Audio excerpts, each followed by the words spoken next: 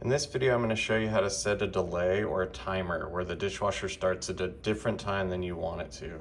Okay, so the first thing you gotta do is find the delay hours. Okay, that's not the delay, that's how long it's going to take the cycle to run through. So hit delay again, see that 1 through 12, it's trying to tell you there's a 1 hour delay, there's a 2 hour delay, 3, 4, all the way to 12. So like for example, let's say at 10 o'clock you're kind of going to bed, but you don't want the dishwasher to start for 2 hours. If you close this without hitting start, it's just going to close. Okay, you got to press that start button, and then I'll show you another trick. Now if you close it, it's going to start in 2 hours. So if it's 10 p.m., it's going to start at midnight.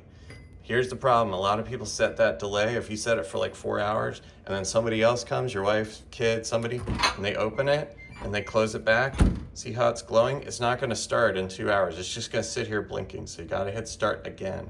So that's the biggest trick. So hope that helps you. Hit subscribe, hit thumbs up if you like that video. I'll teach you how to cancel that and also how to do lock controls in another video. Check it out next. Thanks for watching.